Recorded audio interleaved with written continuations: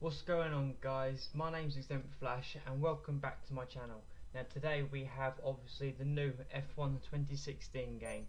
I know this is actually a few days late, but I kind of want to do a series on this because, well, I'm a big F1 fan and kind of want to do it. So as you can see there, quick look at my character. Also looks nothing like me because none of them do. The helmet I decided to go with. I did actually pre-order the game, but I didn't really like any of the career booster helmets, so I figured I'll just go with one of the standard ones and customise it. Going on to choosing the teams now. I wasn't really sure what team I wanted to choose. I wanted to choose a team at the back, but I didn't really want to go with someone like the Manners, because even though it'd be good to take them to the front, it'd take too long, so I thought Haas was a good choice, but then I thought, you know what, they're pretty good as it is, even though they just come into the sport, so I thought I'd go with someone lower than them. So we are about to see in a minute. I am about to sign for the Renault team. Now I was still even deciding whether to go with someone else at that point, but I thought, you know, we'll go with the Renault team because it's a different, the first time they've been in the sport for 6 years after the takeover from Lotus. Why not give them a go? Obviously we can choose our teammates, so I decided to go with Kevin Magnussen with his experience in F1, so I'm going to shut up now and see what our secretary has to say.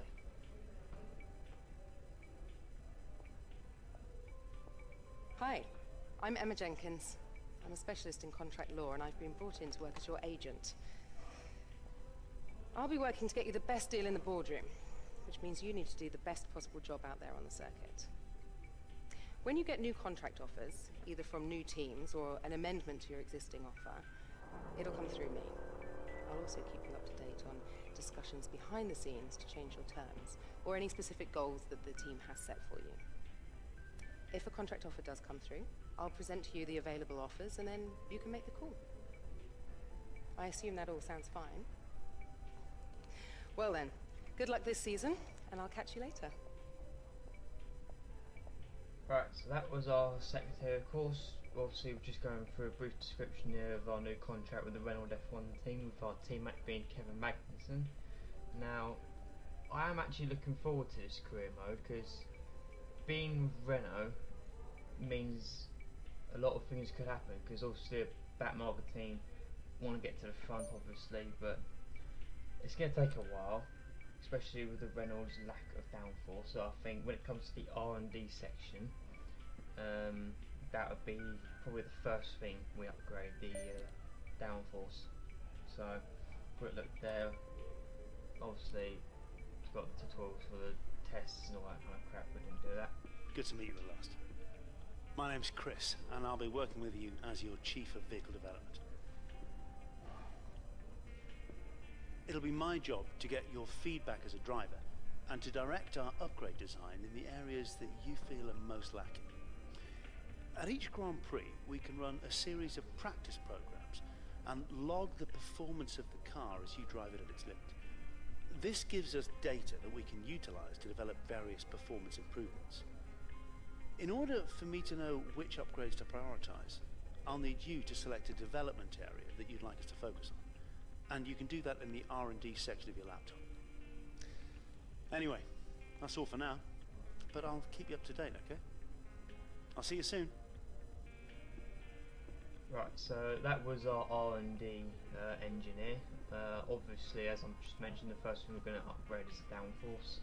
I didn't really show practice one, main reason because all I really did was the track climatization, where you just drive through the gates, try and get a feeling for the track, and I actually spent the entire 45 minutes of practice one trying to do tyre management, but it really didn't work out for some reason. I don't know why, it was just me or the setup, but I really couldn't do it, as we're about to see in a minute. Obviously, first things first, spending the R&D points on the downforce, so we'll be expecting that next Grand Prix in Bahrain, I think it is.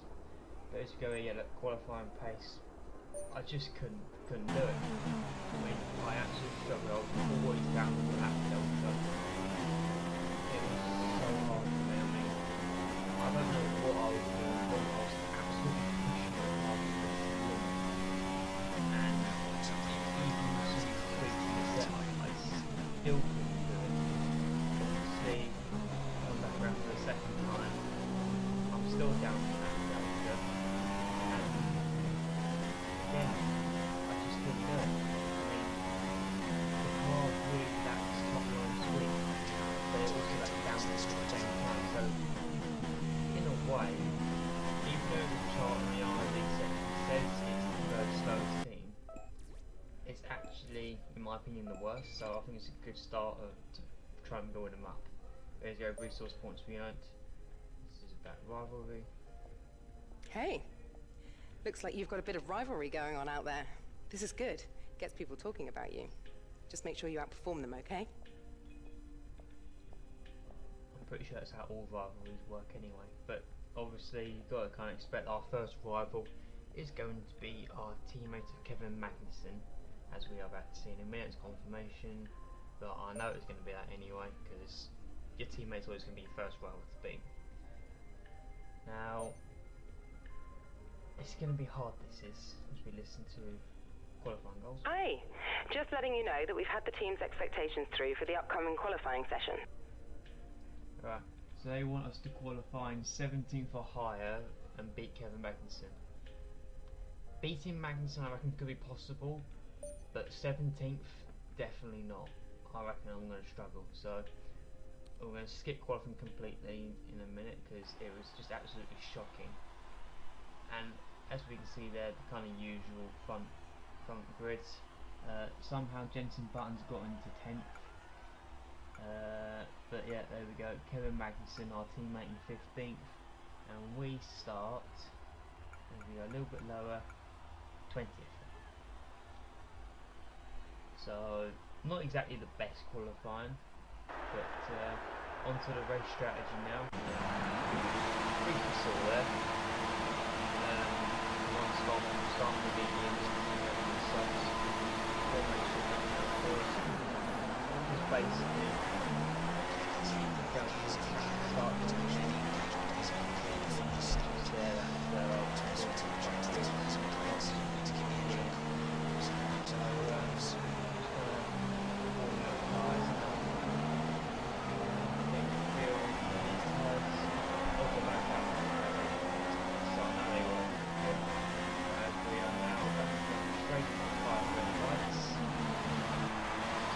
five red lights, and away we go. We get a pretty good start. We get a better start with both the salvos, but one of the others. We go straight up into P17 now, but no 15, so yellow flag, so go a little bit wide, which our team allows Alonso to try to get that right. We go for a live one, obviously being one of our objectives to beat him, so I'm really trying to get him, even if I can't get one of them else, so I'm trying to get him, so I can gain more positions and the attacking but now coming in map 2 going to map 3, he's got absolute storm still it's not really been that much exciting for that one. We are still under pressure from the cars behind us, but we actually managed to hold it and cut them from that 6 now. We are still under pressure from we are having close to the mouse, surprisingly, but see there we get a little bit wide. Man is definitely closing. Look down our inside. First contact trying to go from the 643. Just down the inside. Skip. Still down our inside. Yeah, so we have to leave the spot. So now the inside close to 4. Outside for the second class. And to be completely honest, I think the car is working pretty well. As we now cut to lap 7. Slightly wide, losing the air a little bit. We've got Pascal Verlaine now coming through an attack, going through the left hand side, right around the outside of us. Pretty audacious move for the man driver, but fair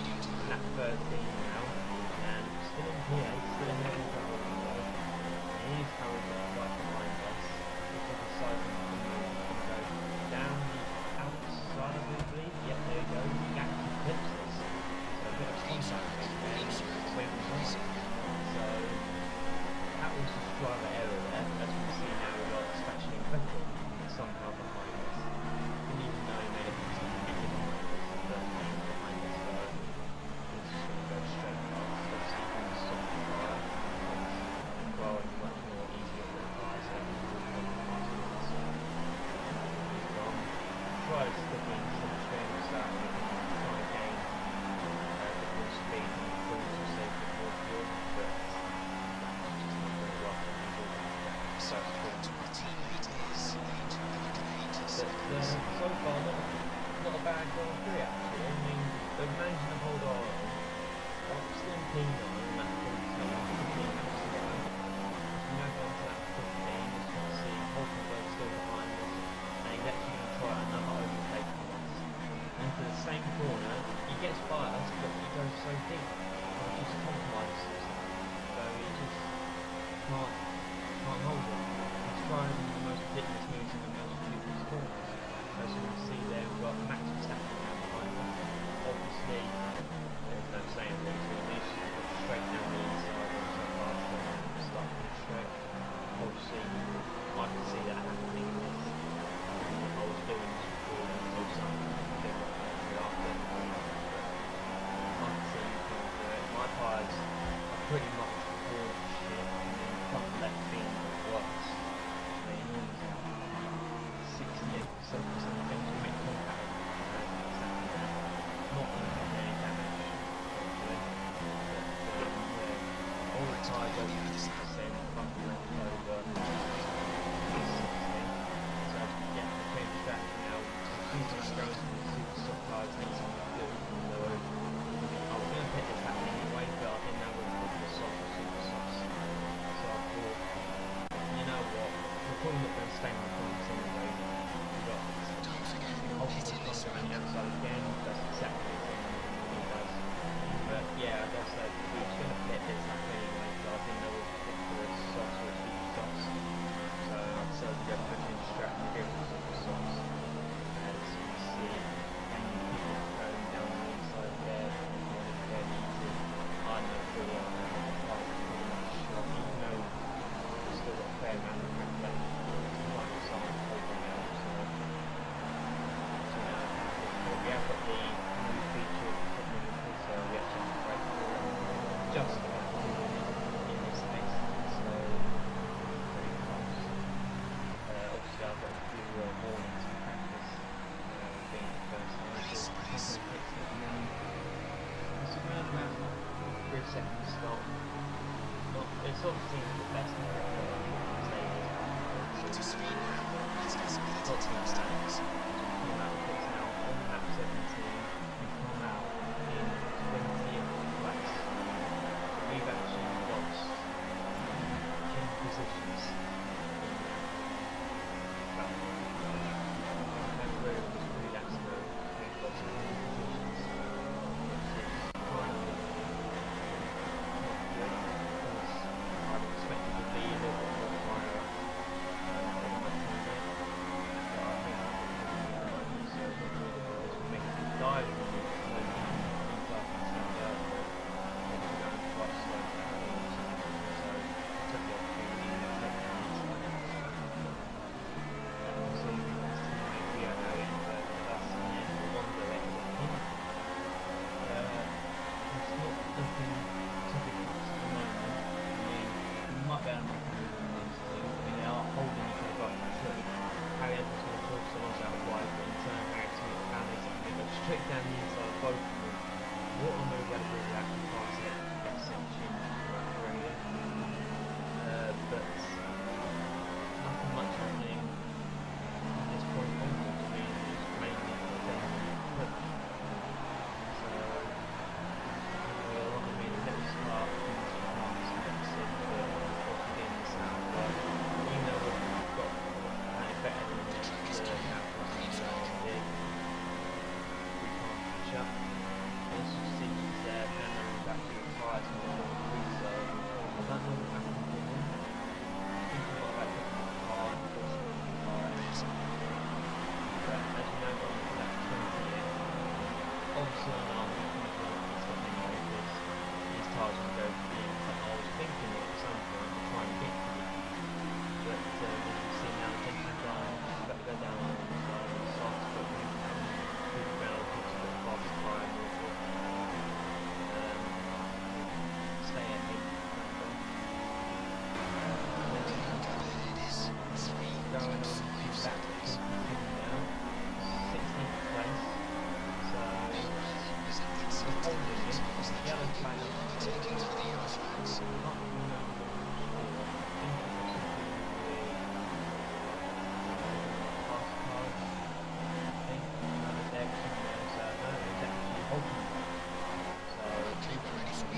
Go down into a half a block, then everything down into Perez and Massa, all in space of 2 corners in the pit straight. Marcus Everton goes out the door for some reason, so he needs to come back with hold the ball to force him to come together. But on that see the safety car has come out. We are currently in 12th place. I don't know what to do at this point. I was thinking, do I try and brave it out, stay on his side, gain more position, and then hopefully stay up in the corners, or even see now I'm not hoping we are going to make it now what I've done obviously for a set of super soft effective cars to try and better advantage of half round medium, also the softs and mediums, because of the mediums they can stand out, so they will be there for start. It's not a bad stop either. Still in 16th place, so there's still medium teams objectives where they want to be in the race. So not doing too bad, but it is back to 429. 5 or 6 laps left, I think it's only 5 laps left. So as we go now to the restart, so one thing before I didn't actually show the build up is because I was actually still going full speed trying to reach up to the queue. So once they was all slowing up around the final part of the track, I could take the car again. Me and the 2 cars behind me was actually still going full speed. So I was thinking, I'm still going full speed here, everyone's going slow. Maybe I can take the opportunity to try and jump some cars. Obviously, P16 now, 2 laps left to go on lap 27. So, we've got 2 laps to try and do to get down the inside of it. I think it was Massa and Dale right now. Pretty good move, obviously, slow cars. As I said, they would be on the leading cars for now, around me. And now, trying to get inside of Mariano, Massa, Bottas, and around the outside, I think, of Vancouver, we don't quite get the traction. Still feeling it, we're coming in 11th place now. Down the inside, and up within our real make the move, so we are now in 10th place, so 4th position in a Renault. So this is looking very good for us. Now go on to lap 28. You can see Sainz and Perez making moving each other, but we're now going down the inside of Perez, I think, now around the outside of Perez, all then when we flip the so we actually lose the rear end. So that was a pretty audacious move for us. So we are now coming to the end. Obviously the 1 lap left to go. So it's pretty close. Now go towards the end of that 28. Gutierrez actually slows down the sides for a problem, and we moved up to P8 in the Australian Grand Prix. Who would have thought it? Going into the last lap 29 in the second, we are in P8. I can't believe it. My teammate is obviously ahead of us. I'm not expecting, but even though he's so tired, we're not going to keep up with him, so it's just a really change about what we can do. Fortunately, nothing is really happening to the rest of the lap. We've come around the final few corners now. Obviously, those mountain wings are trailing Grand Prix for those guys there in Mercedes, but we are about to come round our first Grand Prix in the Renault, and we are about to be back 8th place. What's the result for a return for Renault into the sport of Formula 1?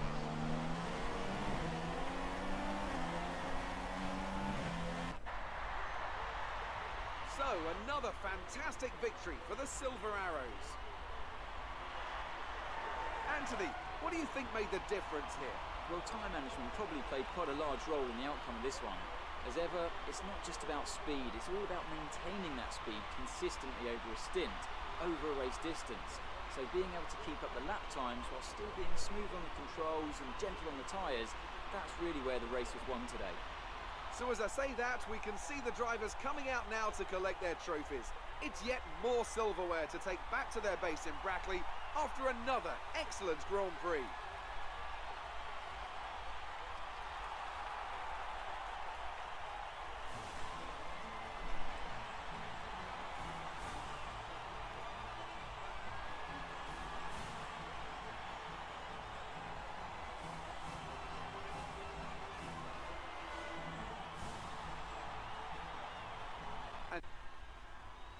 And as we can see there for the results, we actually finished behind our teammate in 8th, Magnussen 7th, Alonso now it's in the only retirements with quite a few drivers getting penalties there.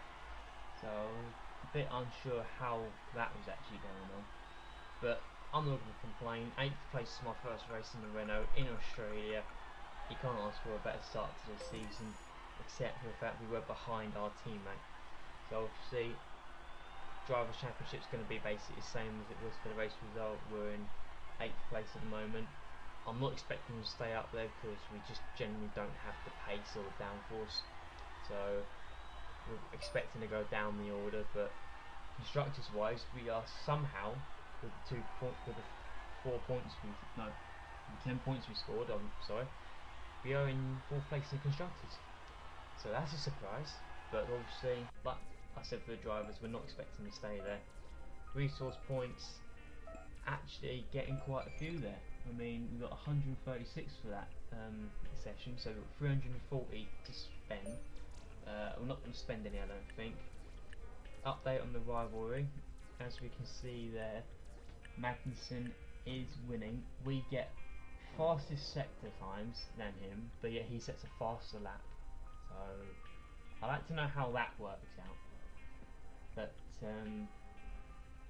yeah, it was a pretty interesting Grand Prix that was. I mean, that safety car in the end really did help me out. I mean, if it hadn't have come out, I wouldn't have liked to have seen what would have happened. I would have probably ended up 15th or 16th because I would have had to make another pit stop. Anyway, driver's position, obviously we go up 1 because we finished ahead of where we needed to be, lose 1 because Max had beaten us, but then our driver's championship standing moves us back up to 4 in the thing. Career score obviously doesn't really matter, but that has been this episode. A pretty exciting one, if you ask me. Next one is going to be the Bahrain Grand Prix. We are expecting downforce upgrades, so I hope you guys enjoyed this episode. Leave a like if you did, and I shall see you all next time for the Bahrain Grand Prix and the Renault F1